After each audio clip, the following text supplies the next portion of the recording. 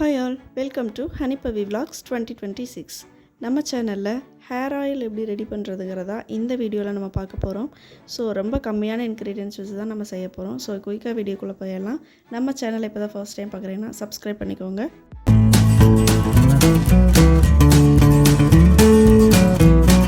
இந்த hair oil ready பண்ணுறதுக்கு சுத்தமான தேங்காய் தான் எடுத்துருக்கோம். இதோட அளவு வந்து ஒரு 1 லிட்டர் இருக்கும். இதில் வந்து அடுப்பில் நல்லா எண்ணெயை காய வச்சதுக்கப்புறமா இந்த மாதிரி நுரக்கட்டின ஸ்டேஜ் வரும். அடுப்பு வந்து லோ ஃப்ளேம்லேயே நல்லா மெயின்டைன் பண்ணிக்கோங்க. இதுக்கப்புறமா நான் சொல்கிற இன்க்ரீடியன்ட்ஸ் வந்து 1 by 1 ஆட் பண்ணிக்கலாம். இதோட மெஷர்மெண்ட்டை வந்து வீடியோலேயும் சொல்கிறேன், டிஸ்கிரிப்ஷன்லேயும் கொடுக்குறேன், ஜஸ்ட் செக் அவுட் பண்ணிக்கோங்க. எண்ணெய் வந்து இந்த ஸ்டேஜில் காஞ்சதுக்கப்புறமா வெந்தயம் ஒரு 2 ஸ்பூன் ஆட் பண்ணிக்கலாம். 1 லிட்டர் ஆயிலுக்கு வந்து இந்த 2 ஸ்பூன் வெந்தயமே போதும். அதுவே நல்ல ஸ்மெல்லாகவும் இருக்கும், அதே மாதிரி ஹேர் க்ரோத்துக்கும் நல்லாவே எஃபெக்டிவாக இருக்கும். அதுக்கப்புறமா வந்து நம்ம பிரிங்கராஜ்னு சொல்லப்படுற கரிசலாங்கண்ணி தான் ஆட் பண்ணுறோம். இது எங்கள் வீட்லேயே செடி இருந்ததுனால பறித்து டைரெக்டாக அப்படியே ஆயிலில் ஆட் பண்ணிக்கிறேன். உங்களுக்கு இல்லைன்னா ஒன்றும் பிரச்சனை இல்லை, நாட்டு மருந்து கடைகளில் கரிசலாங்கண்ணி பொடி கிடைக்கும், அது வாங்கி நீங்கள் ஆட் பண்ணிக்கலாம். கரிசலாங்கண்ணி பவுடர் வந்து ஒரு 50 கிராம்ஸ் கிட்ட ஆட் பண்ணிக்கோங்க. இந்த கரிசலாங்கண்ணியில் நிறையவே ஹெல்த் பெனிஃபிட்ஸ் இருக்குது. ஸ்கேல்பில் வந்து டேண்ட்ரஃப், அதே மாதிரி ஏதாவது இன்ஃபெக்ஷன்ஸ் இந்த மாதிரி இருந்தால் அதை கம்ப்ளீட்டாக ஸ்டாப் பண்ணிடும். அதே மாதிரி வந்து ஹேர் ஃபாலை ஸ்டாப் பண்ணிவிட்டு ஹேர் க்ரோத்துக்கு நல்லாவே ஒரு பெஸ்ட் இன்க்ரீடியண்ட்டாக இருக்கும் இந்த பிரிங்கராஜ். நெக்ஸ்ட் வந்து கறிவேப்பிலை ஆட் பண்ணிக்கிறேன். இதுவும் வந்து 50 கிராம்ஸ் எடுத்துக்கலாம். கறிவேப்பிலை ஹேர் க்ரோத்துக்கு எவ்வளோ நல்லதுன்னு வந்து பொதுவாக எல்லாருக்குமே தெரிஞ்சது தான்.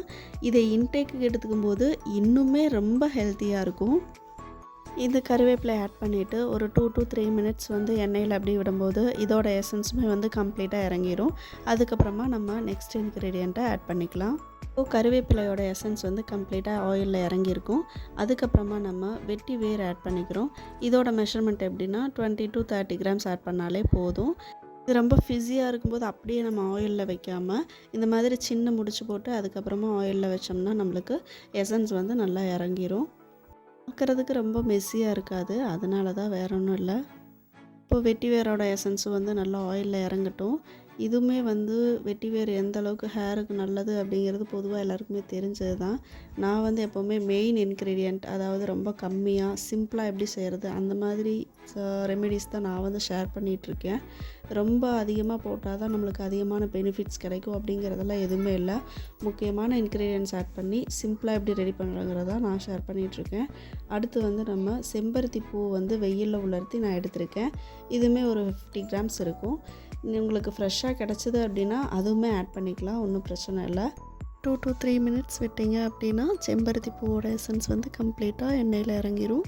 அதுக்கப்புறமா ஃபைனலாக நம்ம அதிமதுரம் பொடி ஆட் பண்ணிக்கிறோம். 1 ஸ்பூன் போதும். இதெல்லாமே ஆட் பண்ணிவிட்டு ஒரு 5 மினிட்ஸ் விட்டு அடுப்பை ஆஃப் பண்ணிக்கலாம். எசன்ஸ் எல்லாம் கம்ப்ளீட்டாக இறங்கிரும். இதில் வந்து நம்ம கரிசலாங்கண்ணி, கறிவேப்பிலை, செம்பருத்தி பூ, வெந்தயம், அதுக்கப்புறம் ஃபைனலாக அதிமதுரம் பொடி ஆட் பண்ணியிருக்கோம். அவ்வளோதான், வேறு எதுவுமே நம்ம சேர்க்கல. இதுவே நல்லா எஃபெக்டிவாக இருக்கும். நல்லா ஹெட்டில் மசாஜ் பண்ணிவிட்டு பண்ணிங்கன்னா ப்ளட் சர்க்குலேஷன் ஆகி நம்மளுக்கு ஹேர் நல்லா க்ரோ ஆகும். இந்த ஆயிலை ஓவர் நைட் அப்படியே விட்டுட்டு மார்னிங் வந்து நம்ம இந்த வேஸ்ட்டெல்லாம் எடுத்துக்கலாம். பேலன்ஸ் இருக்கிற அந்த பார்ட்டிகல்ஸ் சின்ன சின்னதாக இருக்கும்ல, வெந்தயம், அதிமதுரம் பொடியில் இருக்கிற அந்த இதெல்லாம் வந்து கசடு மாதிரி இருக்கும். அதை வந்து ஒரு சுத்தமான காட்டன் க்ளாத் எடுத்துகிட்டு ஃபில்டர் பண்ணி ஒரு ஏர்டைட் கண்டெய்னரில் ஸ்டோர் பண்ணிக்கலாம். அது பிளாஸ்டிக்காக இருக்கலாம், கிளாஸாக இருக்கலாம், வாட் எவர் நம்ம ஸ்டோர் பண்ணி யூஸ் பண்ணிக்கலாம். அவ்வளோதான், இந்த மாதிரி ஃபில்டர் பண்ணி எடுத்து நீங்கள் ஸ்டோர் பண்ணி வச்சுக்கோங்க. எண்ணெயை வந்து ஃபில்டர் பண்ணிவிட்டு இந்த கண்டெய்னரில் ஸ்டோர் பண்ணி வச்சுருந்தேன். பனி ரொம்ப அதிகமாக இருந்ததுனால எண்ணெய் வந்து ஃப்ரீஸ் ஆகிருச்சு. பார்க்குறதுக்கு ஒரு கீ மாதிரி இருந்துச்சு. அதில் இருந்த சின்ன சின்ன அந்த பார்ட்டிகல்ஸ் எல்லாமே வந்து கீழே போய் செட்டில் ஆகிருச்சு.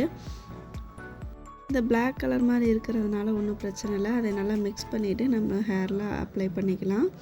இந்த மாதிரி உங்கள்கிட்ட ஒரு கண்டெய்னர் கிடச்சிது அப்படின்னா இதில் ஆயில் நீங்கள் ஃபில் பண்ணி தலையில் நல்லா காம் பண்ணி பண்ணும்போது நல்லா ப்ரெஷர் கொடுக்கும். அப்போ வந்து ப்ளட் சர்க்குலேஷன் ஆகி ஹேர் நல்லா க்ரோ ஆகும். இல்லை அப்படின்னா நீங்கள் கையிலேயே வந்து நல்லா மசாஜ் பண்ணிக்கலாம். ஓகே, இந்த வீடியோ உங்களுக்கு பிடிச்சிருந்தது அப்படின்னா வீடியோக்கு ஒரு லைக் கொடுத்துருங்க. உங்களோட ஃபீட்பேக்கை கமெண்ட்டில் சொல்லுங்கள். See you in the next video. Keep watching, be positive. Thanks for spending your golden time with us. Lots of love from Honey.